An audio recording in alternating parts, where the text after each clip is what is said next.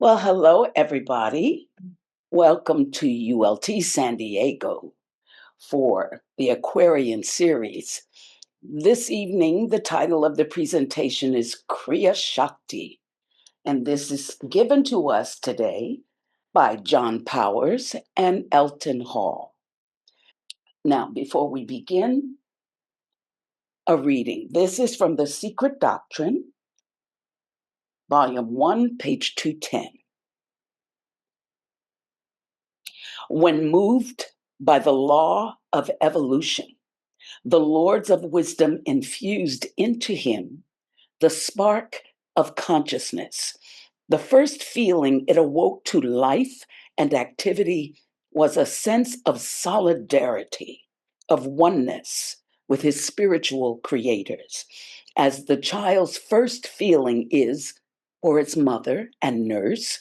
So the first aspirations of the awakening consciousness in primitive man were for those whose element he felt within himself and who yet were outside and independent of him.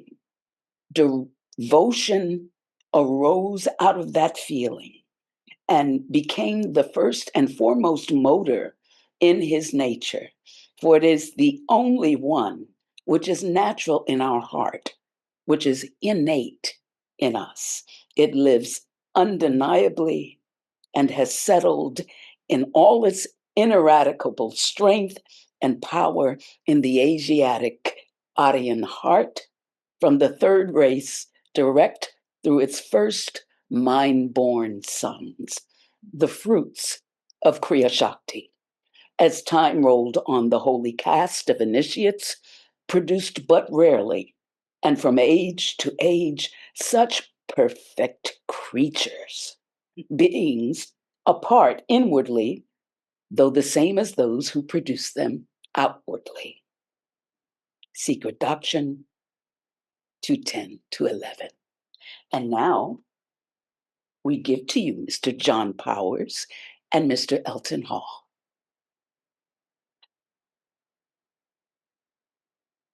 This talk draws deep inspiration from the article Kriyashakti by Raghavan Iyer, found in the Gupta Vidya, Volume 3. In The Secret Doctrine, H.P. Blavatsky briefly discusses the 6 primary forces in nature, synthesized by an unnamed 7th. They only briefly explained, and she points out that the enumerations of their functions would take 10 volumes. Kriyashakti is one of these 6, and she characterizes it as the mysterious power of thought which enables it to produce external, perceptible, phenomenal results by its own inherent energy. When Theosophy addresses the whole of nature, which includes the cosmos, we have to keep several things in mind. First of all, the language we use to discuss profound spiritual matters is necessarily inadequate. Concepts divide. That is, any word has a meaning or cluster of meanings that distinguish it from other words, other concepts. As we reach in thought toward that unity, the one life that gives rise to the diversity we attempt to encompass with words and concepts, they become less clear because they must become as fluid as what they address. For example, when HPB mentions the unnamed 7th Shakti, this mysterious 7th cannot be simply a blending of the 6 she names. It is that unity from which the 6 emerge. When we speak of form and transcendent formlessness, what is formless to our awareness may be form to a higher awareness, and so on until one reaches the highest awareness, hardly expressible in our ordinary language. All this suggests, secondly, that while these forces of nature are distinguishable in terms of function, they are intimately interrelated. Thirdly, these forces are not mechanical. They involve intelligence and consciousness, though we may not be able to grasp what this consciousness might be. And finally, we are taught that these forces of nature are cosmic and found in each and every human being. In terms of conscious awareness, they may be latent in each of us, but they are the forces that make embodied life possible, and so are at work, so to speak, even though we do not recognize that or only glimpse them briefly from time to time. Kriyashakti is the power of thought. So all thought reflects that power. We have all heard the important saying that behind will stands desire. Raghavan Iyer began his essay with a quotation from HPB in which she quotes the famous line from the Rig Vedic hymn to creation, desire first arose in it. Here, desire is the Sanskrit word kama, but it can hardly mean desire in the sense that I desire to meet you, or desire to get a cup of coffee, or desire to be famous. This, rather, is kama at the highest level. It is impersonal desire, at the very origin of the Big Bang, if one wants to think in those limited terms. HPB, in one place, calls this desire love without an object. It is not love of this or that. It is love as an action, not a passion. And Professor Iyer points out that this love is compassion. True compassion seeks nothing for itself, desires no preconceived result, but loves without conditions and expectations. This utterly transcendent original kama is the source of the powers of nature and in the human being. Kriya is a Sanskrit cognate of our word create. The power of thought is actually creative, a force beyond concepts and ideas. This means quite simply that thought has effects. And HPB points out that these can be phenomenal effects, that is, effects in the world. We know this is true. Think of Martin Luther King Jr. and his famous I Have a Dream speech, and the effect it had at the time with the enormous crowd in Washington, D.C., and the effects that have resonated with the quest for equality and justice ever since. Professor Iyer links Kriyashakti with Ichashakti, the power of the will. William Quan Judge repeatedly reminded us that behind will stands desire. Kama is behind everything, and at our embodied level, it manifests through desire. This immediately raises the question, what do I desire? In general terms, if I desire the world and its goodies, I am attracted toward it and them. If I desire truth and reality, my will must turn toward the source of everything, and I must do this consciously. When I do so, Kama will support the will. HPB said in the Aquarian Almanac for October 19th, our will prayer becomes the active or creative force producing effects according to our desire.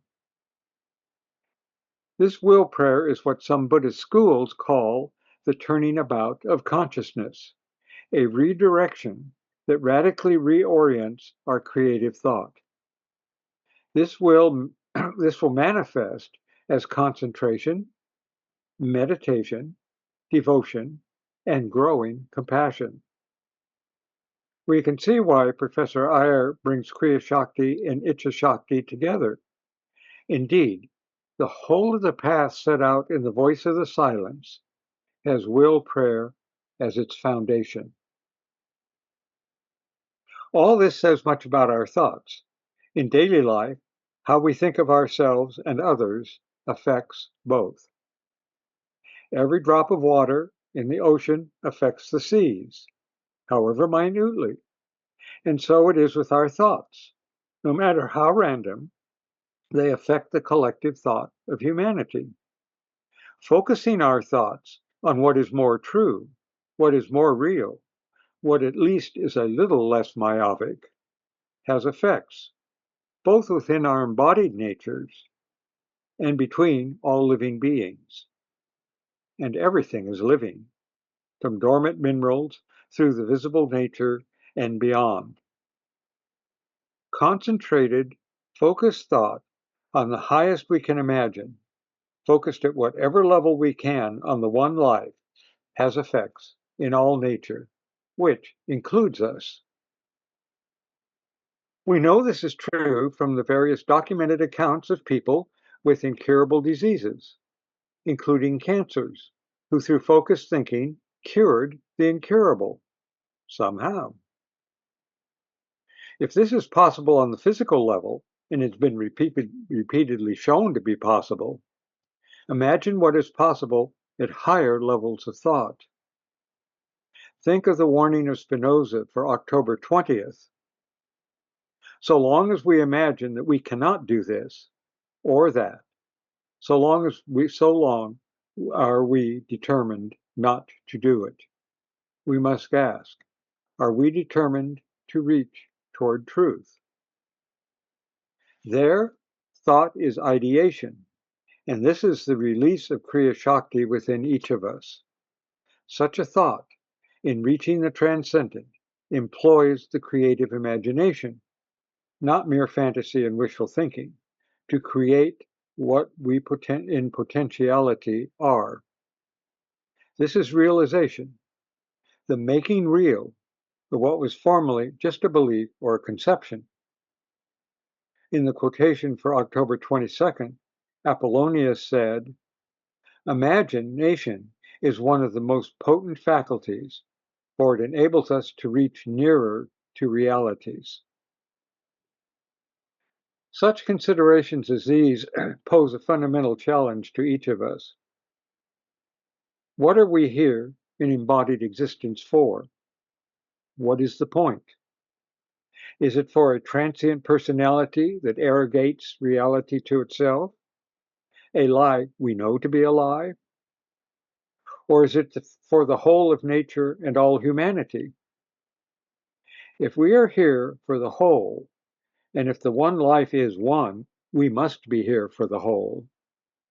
How we exercise the sacred power of Kriyashakti is fundamental to what we can do and can become. John, you're muted. There, that's better. Thank you, Alton, for that wonderful talk. So my talk is very much indebted to Professor Hall's rich understanding of our topic for this evening, and also to Professor Iyer's essay on Kriyashakti, which you can find both in the Gupta Vidya and the Theosophy Trust website, as well as to notes on Professor Iyer's answers to questions at a ULT meeting on October 19th, 1986. That was 39 years ago. So Kriyashakti, as Elton has mentioned, is said to be a power of creative visualization, but it can only be unleashed, we learn, in its magical and creative dimension through the total dedication of one's mind and heart to heightening the spiritual evolution of humanity. At the macrocosmic level, as Elton noted, it is the power of creative visualization linked to the primal power of the creative dimension of thought that is involved in the evolution of the universe. And at the microcosmic level, it's the ability to make significant connections between seemingly unconnected elements. It's employed in the very highest activities of man, as well as the most mundane. Every day in the lives of every human being, thought and the energy of thought generate perceptible results in line with the causes that were set in motion by the actor. But is this the employment of Kriyashakti? Does every human being in every dimension of consciousness employ the power of Kriyashakti? Think of someone who goes through life pursuing a line of life's meditation in a subliminal fashion, that is, one in which the agent is not really aware of the forces that he's using or the results that will ensue. That's probably true of many of us most of the time. Further, imagine someone who thinks in terms of all the shadowy forms that surround him, like despair and disillusionment, discouragement and disenchantment. We all are aware that if persisted in, these mental threads will create conditions in which one firmly fixes these shadows as the realities of a future state of consciousness from which it will be very difficult to untangle and remove ourselves. Is this a use of the power of thought Kriyashakti? Can such a condition involve Kriyashakti?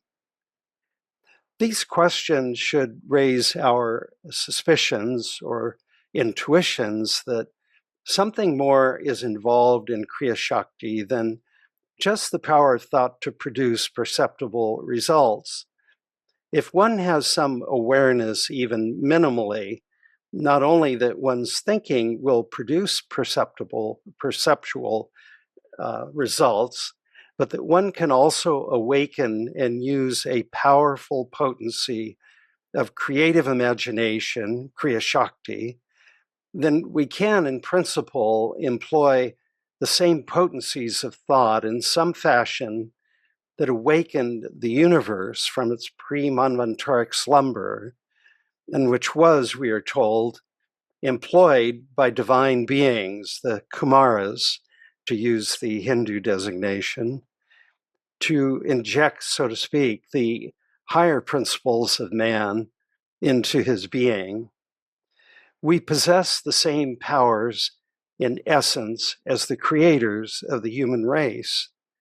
But unlike us, those beings had reached the pinnacle of divine self-realization in previous manvantaras and were in a position to employ those vast powers in aiding the beginning of human evolution.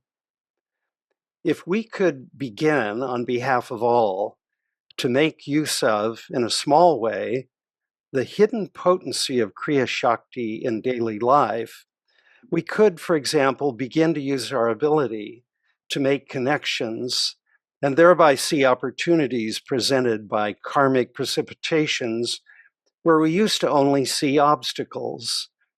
And we could use those opportunities to create new lines of thought energy or impulses clothed in forms that would benefit unknown numbers of kindred souls.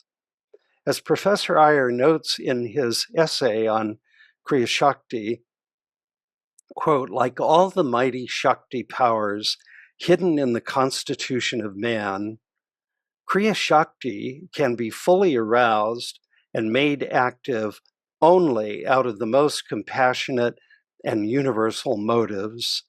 The divine imagination can be awakened only in the service of universal good. He assures us that one will find such an awakening is possible through a therapeutic understanding of the moral significance and the qualities of one's generation of thought in daily meditations, and thereby bring one's whole line of life's meditation into alignment with the sacred teachings of Theosophia. But we need to understand that even though Kriyashakti is an enormous potency within thought, that does not mean that it is activated in any measure in our normal cerebrations, and may and probably does remain for most of us simply a potency that we fail to actualize in our lives. We fail to arouse it into action, mostly because we don't even realize it is there in potentia, nor that it is possible to bring it into action in daily life. In The Secret Doctrine, HPB refers to this potency and says, quote, Kriyashakti, that mysterious and divine power latent in the will of every man, and which, if not called to life, quickened and developed by yogi training, remains dormant in 999,999 men out of a million and gets atrophied. Given the normal state of somnambulism of most humans in relation to their spiritual selves, this is a tremendous loss of opportunity for bringing good into the world. As the voice of the silent says, alas, alas, that all men should possess Alaya, be one with the great soul, and that possessing it, Alaya should so little avail them. Behold how, like the moon, reflected in the tranquil waves, Alaya is reflected by the small and by the great, is mirrored in the tiniest atoms, yet fails to reach the heart of all. Alas, that so few men should profit by the gift, the priceless boon of learning truth, the right perception of existing things, the knowledge of the non-existent, unquote. We need to recognize that the inaccessibility of the siddhis, of the shaktis rather, including Kriyashakti, is neither the result of some arbitrary fiat of nature, nor some being external to ourselves. It is we ourselves who have brought about this condition. This is not surprising, though, as we humans generally are ignorant of the reasons behind some of the most basic facts of human nature, like why do we have 2 eyes, 2 ears, 2 nostrils, but only 1 mouth? Why are we so constructed?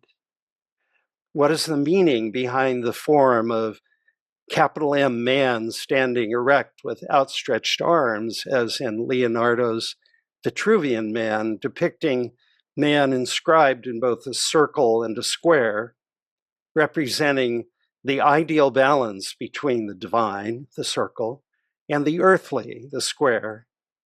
That man is a microcosm of the universe with his perfect proportions reflecting the universal order. And where did man come from? How and why did he get this way? Who are his spiritual ancestors? There is so much that we do not know about our species. It is hard to know where to begin the list of our ignorance. But we don't have to know the answers to all these questions to be a benefit rather than a liability to the world we live in.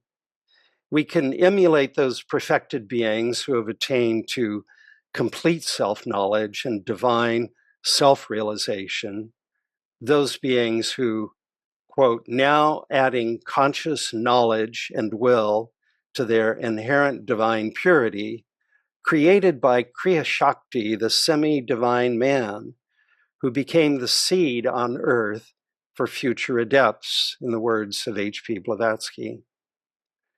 Consider what Robert Crosby had to say of these perfected beings.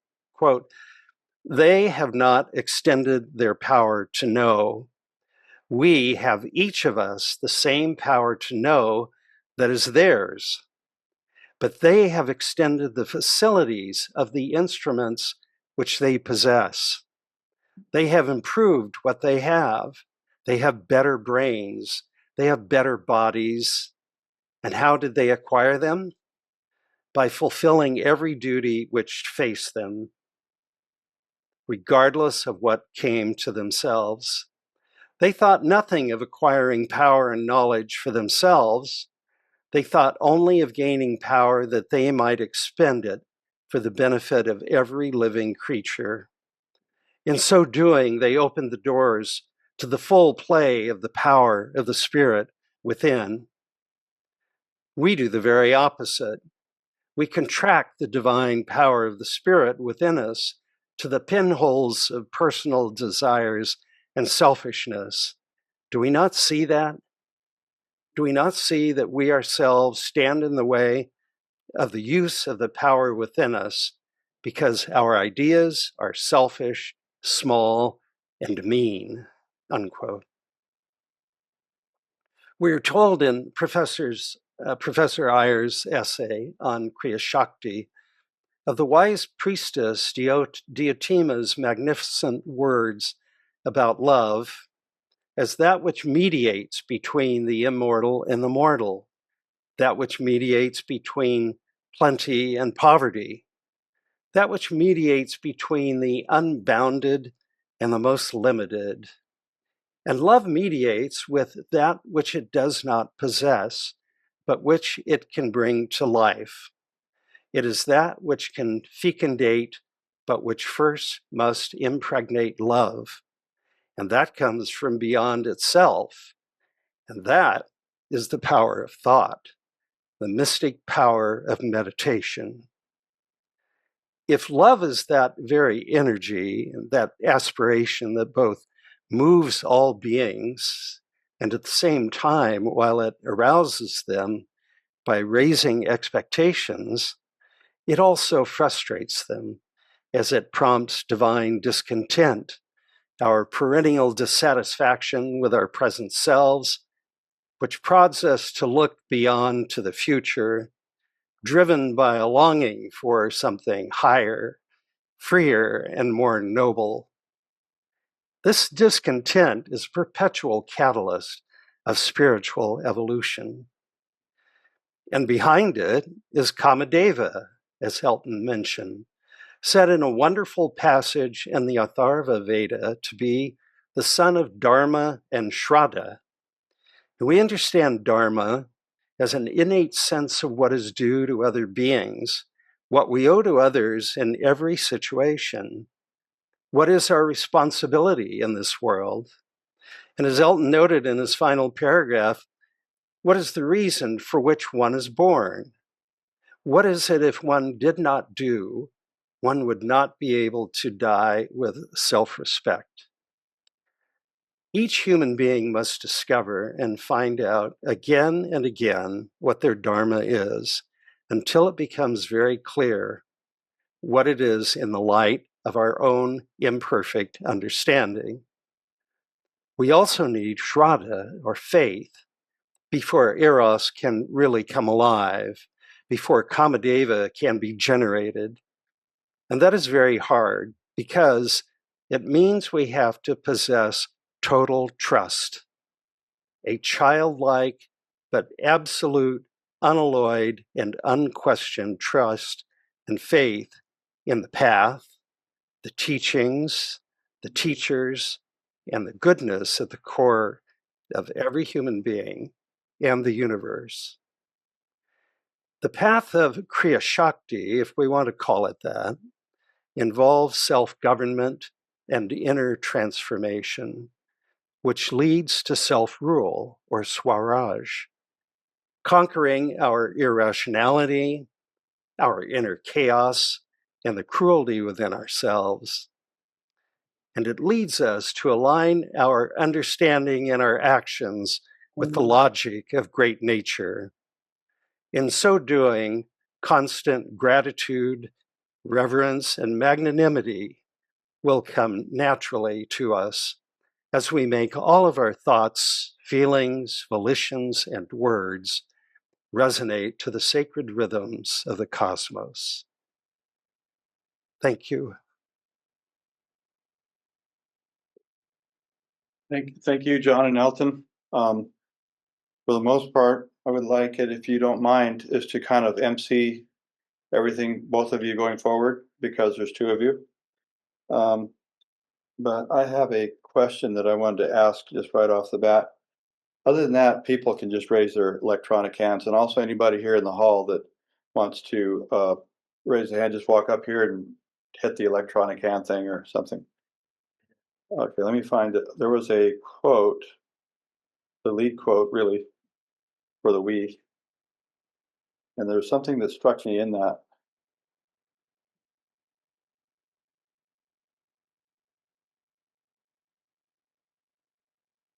So in the lead quote from the almanac, it says, in the perfected human being, Kriyashakti unfolds as the ceaseless capacity of compassionate ideation, extended in protective benevolence over all beings. And then in that beautiful flyer that Maria put together, she has the mother elephant and the baby elephant, and she's just got that protective thing going on. And what occurs to me, one thing that struck me about this quote was the ceaseless capacity of compassionate ideation. For some reason, I thought like a power in a human being, or maybe even a power in nature, would not be episodic, but it would be an event. Where this is kind of making it seem like it's a ceaseless, the ceaseless capacity of compassionate ideation. And in John Powers, one of his final sentences, he said something about the path of Kriyashakti. So that seems like a continuity kind of a thing too. I was wondering if you could, one or both of you could address this question, if you can discern a question in there.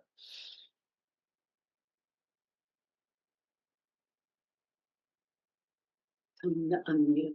Oh, unmute, please. If I understand the question, Mm-hmm. think of a very ordinary example.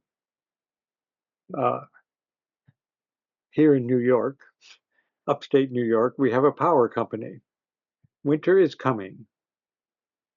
Every winter, we lose power 2, 3, 4 times, usually just for a short period, but often enough to be annoying for extended periods. And of course, it can be very cold.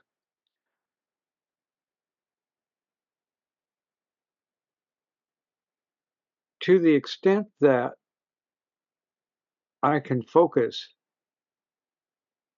on something, I may be able to release that Kriyashaktic energy at some level. But as soon as I'm distracted, as John has pointed out, there's not much there. What we want from our electric company is a constant current, not one that comes and goes, to really make use of the powers that are already within us. We need some kind of continuity of consciousness, which of course Professor Iyer talked about very often, that keeps that level of awareness so that, so to speak, the current doesn't come and go. Mm-hmm. It just is a much more powerful and beneficent influence if we can do that.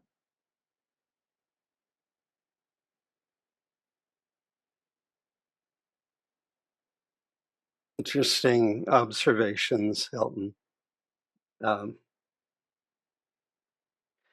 So I think there is an analog in the lives of most of us. They're sometimes called golden moments. Professor Iyer used to call them that. And there are periods in your life when it's like the stars align. Everything comes into play. And all the things that you've struggled with suddenly cease to be a struggle. And everything just clicks. And being compassionate, being disciplined, being concerned with others is effortless. There's no resistance in the personal nature. And I would wager that probably most human beings have had that experience. So it's something we know that we are capable of, and it's something in the vestures that inhibits that kind of capacity. You mention a ceaseless capacity of compassionate ideation. So it isn't as though, as Elton pointed out, we're not lacking in our inner nature we're not lacking for compassionate ideation. It's in the vestures where the problem is. It's in the misalignment of the vestures. That's what that quote about from Robert Crosby was all about. He said, it isn't that we're different from Mahatmas in terms of their power to know. We all have the same power to know, the same with them and with us, but they've improved what they have. They have better brains and better bodies. They do not have the resistance in their vehicles to the flow of those divine energies that are within. So what we come down to is that we have to engage in self-transformation. It's an inner self-transformation where we, conquer and we realign what is misaligned, our irrational part. We put into order our inner chaos, and we temper the cruelty within ourselves, our bad temper, with compassion, which we also find within ourselves. So eventually, it leads us gradually to align our understanding and our actions with the logic of nature. And this is a natural process, and one which may seem to be unnatural to us, but it's because we've become alienated from, what is natural. As HPB says in several places, but I'm sure most students remember it, that the degree of selfishness during this period of evolution is wholly unnatural. It's sick. And that's why we need to take strong measures to apply therapy to ourselves to catch up to where we ought to be at this particular time in evolution. Well, thank you both. I'll just turn the meeting over to you guys and just call on electric hands as you see them. Thank you so much for that.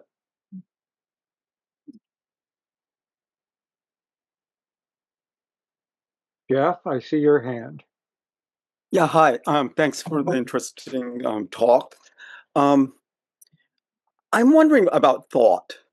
You say it's the power of thought,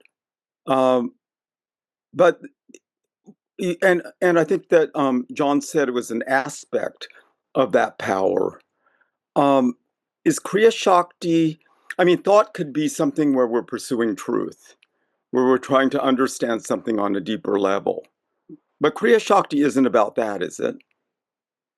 I mean, Kriyashakti seems to be an effort to externalize something. Is that a correct understanding?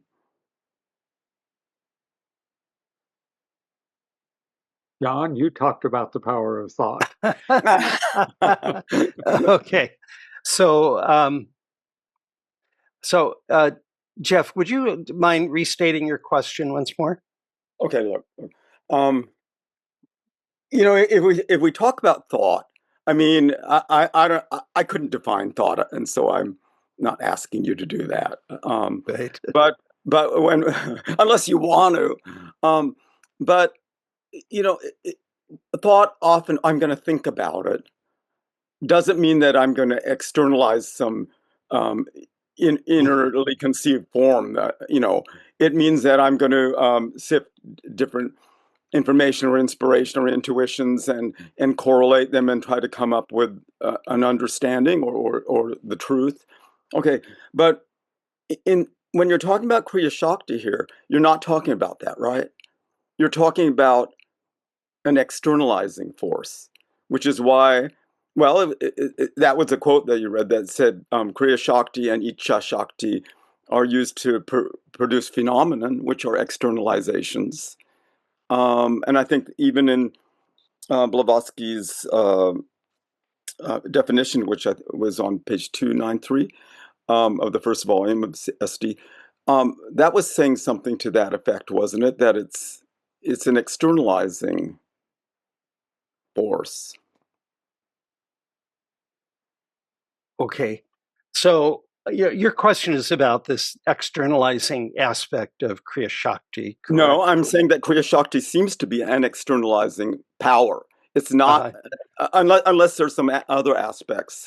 Well, okay. So what she's saying is that it does have that capacity to create external perceptible results. Okay. Mhm. So, and this goes back, to Isis Unveiled. If you've read that, or remember, various places she talks about these wondrous powers that yogis have, that, like they'll create something over here and over there, and they'll create a tree, and they'll, do various things. And all these, she says that these wonders, and they're not miracles, she points out, that because they're based upon a knowledge of nature's laws. Mhm. And the yogis understand these laws, and they also understand these Shaktis, and they have access to them, and they can use them to create these external results that anyone can see, so-called phenomena. It doesn't mean that the primary function of Kriyashakti is to externalize results, but what is external and internal can be a matter of perspective. For example, if you were trying to think your way through a problem in physics, maybe contemporary physics, and you don't really have all the conceptual elements to make a good job of it. Maybe you're not, familiar enough with all the literature because the terminology is daunting. Yeah. So you might employ creative imagination to build your own scaffold of how to get closer and closer to, the root ideas, what's at the heart of, whatever area you're trying to study, maybe quarks, or maybe, time-space continuum, or the warpage and by gravity and whatnot. So you create concepts that you use as temporary. It's like people climbing up, mountain climbers. They put in stakes in the side of a mountain. They use it to get up above. They don't need those stakes they put in once they get above it. They can pull them out and reuse them, recreate them, put them up higher so they can keep going up, so they can continue their ascent. Well, building conceptual structures is somewhat like that. It's like mountain climbing. And you could say, well, yes, they're external to the thought, so it produces something that's external to the thought, but it does not mean that it's external out in the world of the five senses where you can see it. So it can be an inner process. And in fact, creative visualization is probably most often used by people in meditation, by yogis, by spiritual aspirants in meditation, because it's somewhat like will prayer, as Elton mentioned. It's something that one engages in for the benefit of someone else, or just to increase the level of good in the universe, to make better things happen, to create a better atmosphere for grandchildren and those generations to come. So in a way, you could say, yes, those are external perceptible results. Yeah. And that's one of the uses of Kriya Shakti, is in thinking beyond present limitations and visualizing that which is possible and beneficial to humanity. Okay, but you're right. Undoubtedly, it doesn't mean a physical externalization. Blavatsky in the esoteric section notes says speaks of Mayavi Rupa being a result, an often unconscious result of the power of Kriyashakti. But by and large, in Secret Doctrine and other works of HPB, Kriyashakti is contrasted with procreation. It's creation of a form. You had the mother elephant and the baby there, which seems to me like a perfect example of what generally HBB speaks of in connection with Kriyashakti. If you think Go of ahead. well, you'll notice there's two different terms that are often used: thought, ideas, and ideation.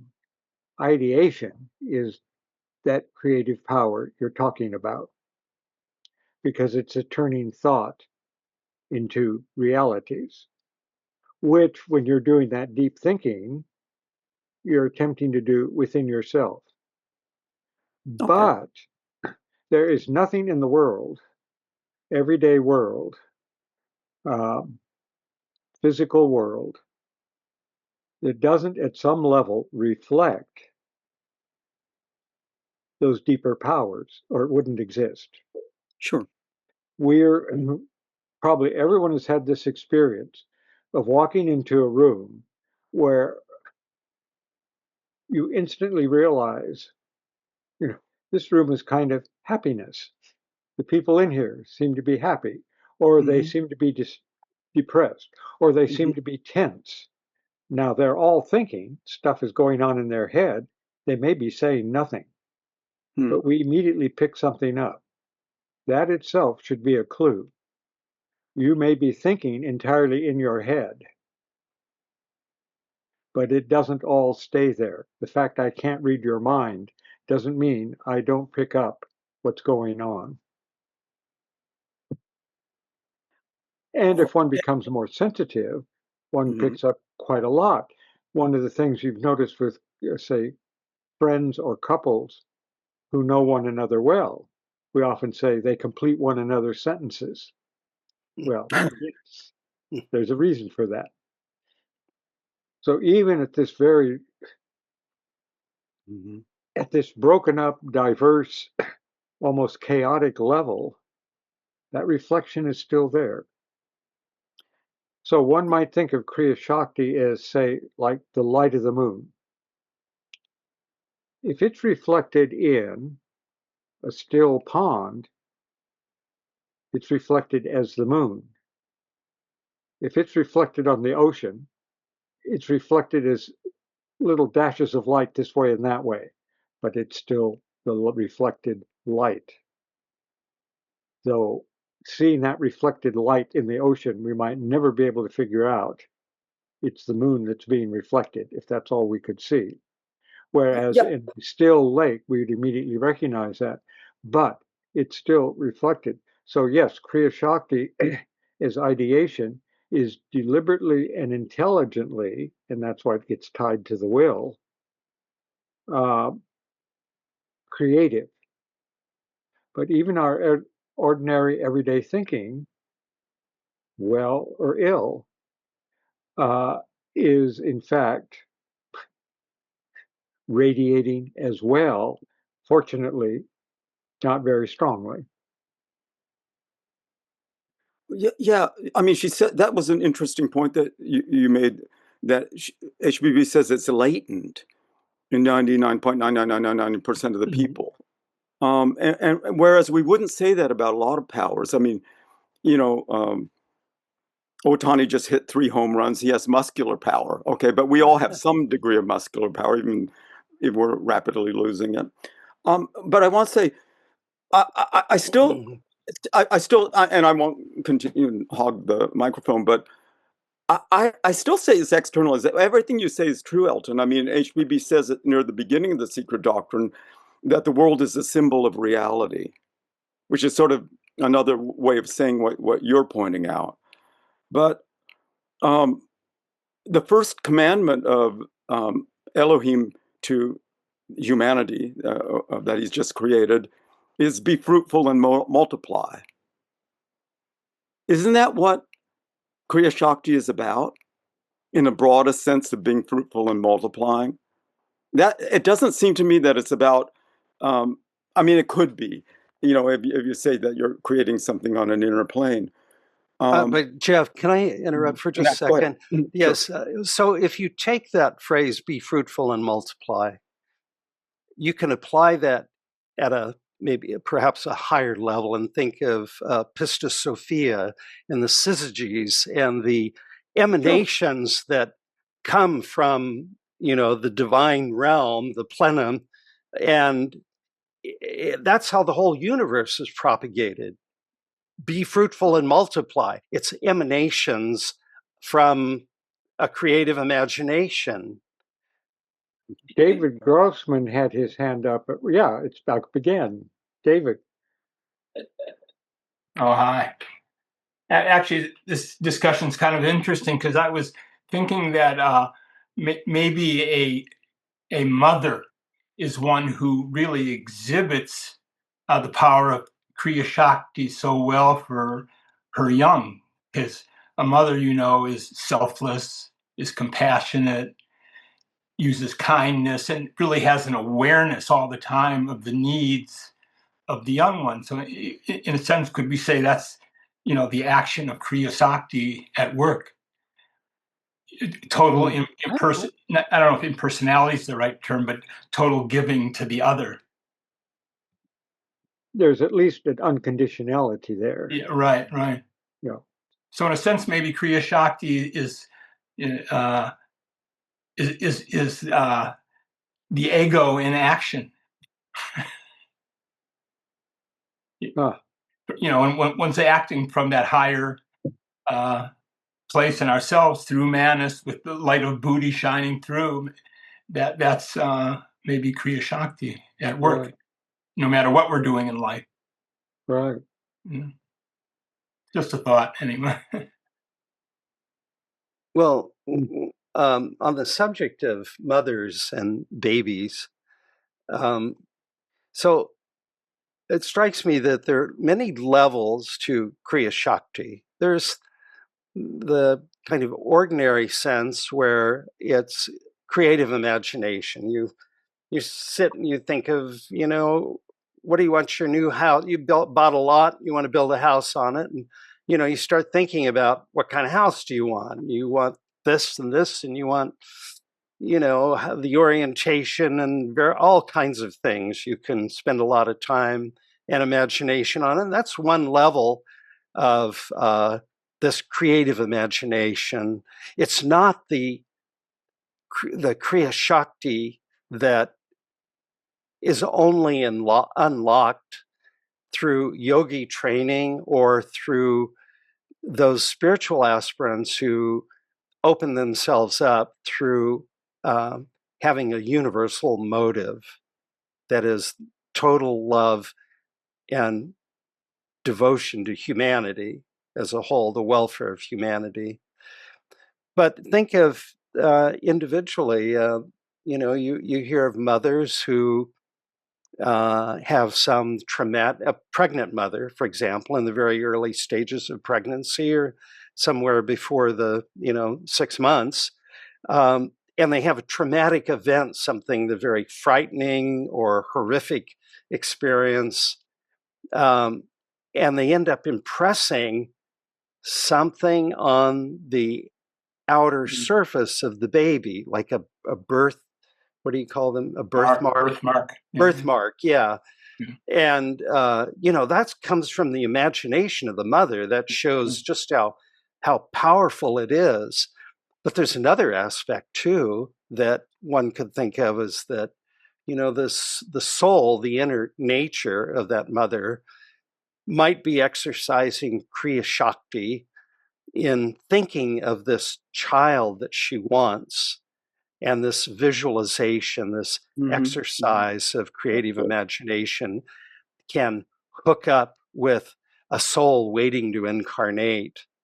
And then, that process becomes then resulting in a pregnancy and a delivery and a birth of the baby that this mother has always wanted. So it's a process that works at many levels and in many different aspects of human life, and certainly in procreation.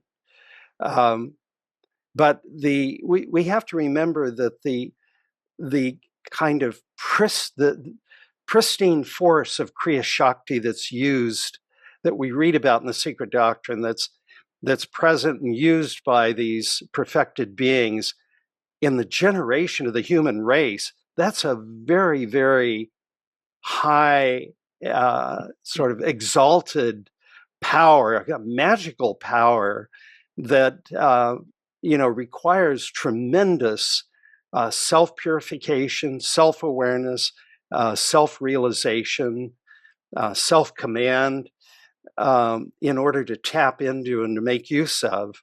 And that's the level of Kriya Shakti that, individuals should at least think about as being something that all of humanity will have access to by the time that our race gets, swept along by the evolutionary current millions and millions of years hence.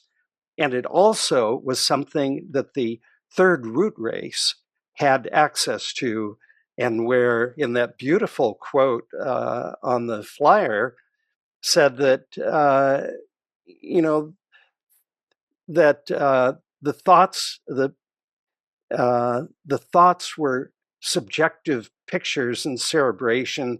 Rather, they were not. They were living acts and deeds, and that they are realities, even as they were when speech expressed in sounds did not exist, when thoughts were things and men did not need to express them in speeches, for they instantly realized themselves in action by the power of Kriya Shakti, with that mysterious power which transforms instantaneously ideas into visible forms. Anyway, it's a beautiful quote. It's on the mailer that went out. Could I ask one more quick thing based on what you just described so well? Would you say when a person fully puts his or her whole being into something, just gives himself over to it totally, would that be igniting as much as we can Kriya Shakti within us, whatever level we're at in life? Whether we're higher yogis or just trying to, as you were saying earlier, straighten out our minds. When we give of ourselves fully, are we igniting Kriya Shakti more or less, or could we use well, that? it could be that we are employing it, but I really think the focus ought to be the quality of the action and not whether we are meeting up to some kind of standard about are we employing Kriya Shakti. What about the motive, though, for action is what I was. Well, exactly. Yeah, the motive. Well, that's what I'm getting at, is we really want to focus on the motive for why are we doing it, and being aware of the qualities of the action because they determine the result. There's a continuity between the qualities of the action and the eventual result. So we want to pay attention to the nature of the action and have a built-in detachment from ourselves as being the actor, and realize that we are not the actor, we're the perceiver. And the action is taking place in our vestures, in our vehicles, and we're using our instruments, but we are not the actors, and we want to maintain that critical distance so that we don't get caught up in creating more and more karma. And also because we cannot have a, so to speak, a stable perspective on the nature of how our actions are affecting other people unless we have that kind of critical distance. Renee's got her hand up. Renee? So much. I would do my best with the scratchy voice. I think that this is such an important topic, and one that is so lofty. And yet, as both of you have said, nothing in this world could exist if it were not for the power of Kriyashakti. And I like to suggest that,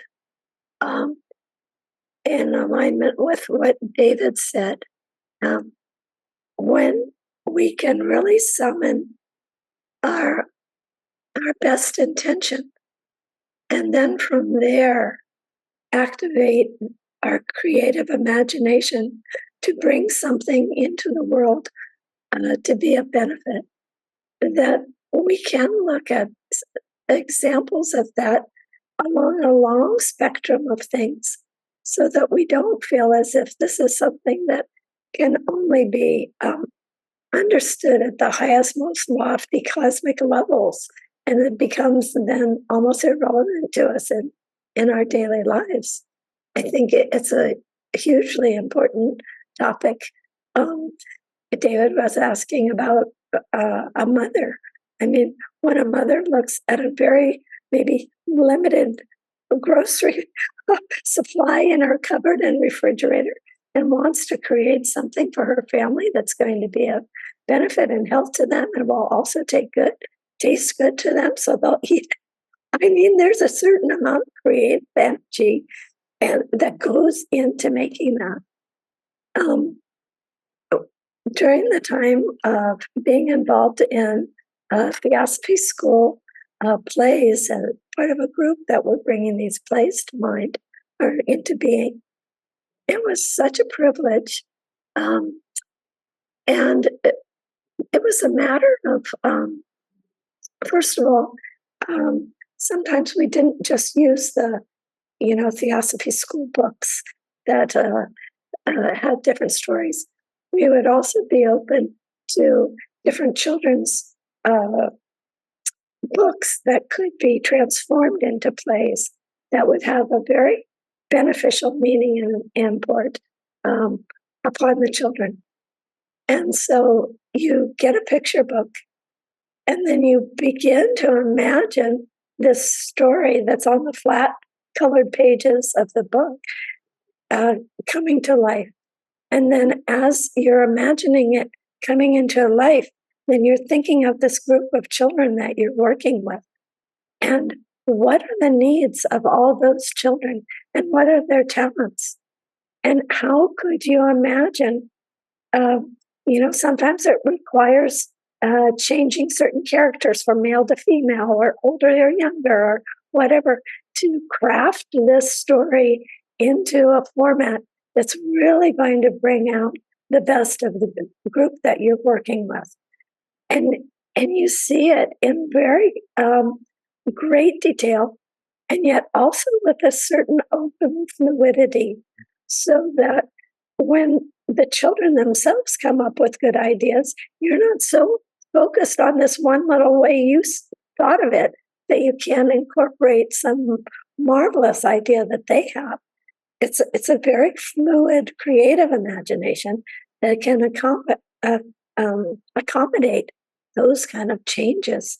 And then I think what you do when you do this kind of thing is you're also igniting the activation of the people that you're working with. And you have the people who are the singers, and all of a sudden they're creating songs that didn't exist. And then the people who are doing the props, they're creating these scenes that didn't exist before, and these costumes that didn't exist. We have all these creative imaginations blending to bring together something wonderful for the sake of the whole. And it seems to me that there are instances like that take place that, like David was saying, have to do with putting our whole heart and soul into something. And they're at a simple level, and yet they suggest something grander that is possible to us as human beings. Interesting. LAS put in the chat, when Jesus multiplied the fishes and loaves in the story, was that Kriyashakti? I don't know how he multiplied the fishes and loaves, but it might be. But if so, that's exactly the kind of level that sages, including Jesus, tended to avoid doing. And HPB talks about, this lust for phenomena. That's just staying at the ordinary, everyday level. And that, well, two things. That misses the boat. Secondly, part of what I was trying to say there at the very beginning of the talk, when we're trying to discuss these things, we have to remember at the level of consciousness that we normally operate, whatever we think is at the very best woefully inadequate and very likely simply wrong. No formulation, including anybody's attempt to formulate any idea in theosophy, can be anything but inadequate. And the reason for that is the distinction between absolute and relative truth. Anything short of the absolute is inadequate. But it may be adequate for some level, but there's always the level which is more causative behind it. And so one of the examples that I like using is, you think of the effort Tibetan Buddhist monks do in producing one of those sand mandalas in great detail, all that great effort that goes in there. And once it's done, we admire it, and then what do? They blow the sand off. No matter how we conceive of things, we have got to be prepared to rethink them. That's one version of Kriyashakti. Laura, your hand was up.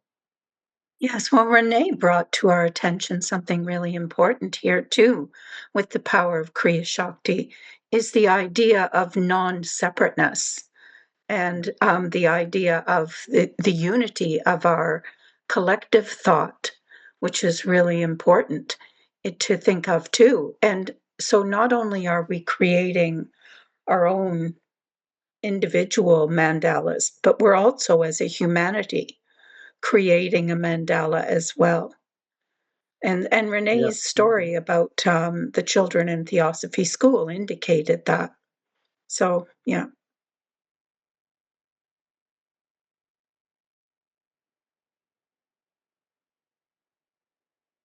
These are really excellent points. We have technically 3 more minutes to our meeting, and if anyone wants to raise a final question, or if John or Elton wants to bring up any final kind of thoughts, this would be a good time. See you, Shobha. Yeah, I just wanted to add to beautiful. Both your presentations were beautiful. Thank you. Elton, I just thought when you talked about the mandala and the blowing away of the sand and recreating, because it reminded me of page 40 of The Secret Doctrine, where she says that whatever plane of consciousness we are at, they seem to be our only realities, but we need to keep moving on and erasing the mandala and keep creating a new one. So what it's trying to say is that the level has to be raised. It keeps the bar keeps going up. And so it's not easy to phenomenalize this idea of Kriyashakti so simply. Yeah, thank you.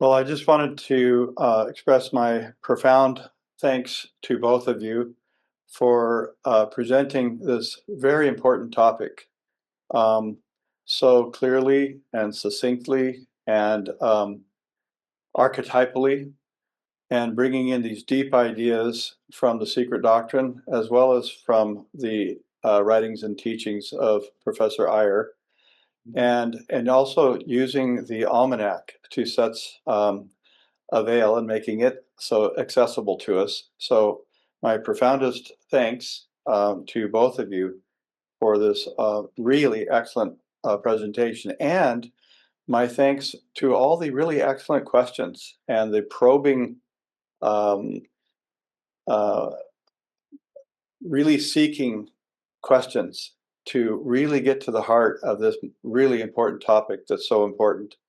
And just to express a little bit of a Janus moment here, looking forward and looking backwards. Last week, we had generosity and greed, which really inspired us to take a look at motive and intention, right? And that has apparently so much to do with Kriyashakti that we're learning today, at least that I'm learning. And then, as a forward-looking moment, the topic will be creative altruism, and somebody from the Theosophical Society will be presenting on that. Well, that seems to have everything to do with Kriyashakti. So it's quite a flow that we're in, a current, so to speak, which was mentioned. So, John and Elton, my deepest thanks. Thank you all. Well, thank you. And thank you for everyone for listening and for your questions. So great. Thank you. Namaste. Thank you, everybody. Yes. Oh my gosh. All right, well, take care. Have a great week, everyone. Thank you, Jonathan. Thank you, John.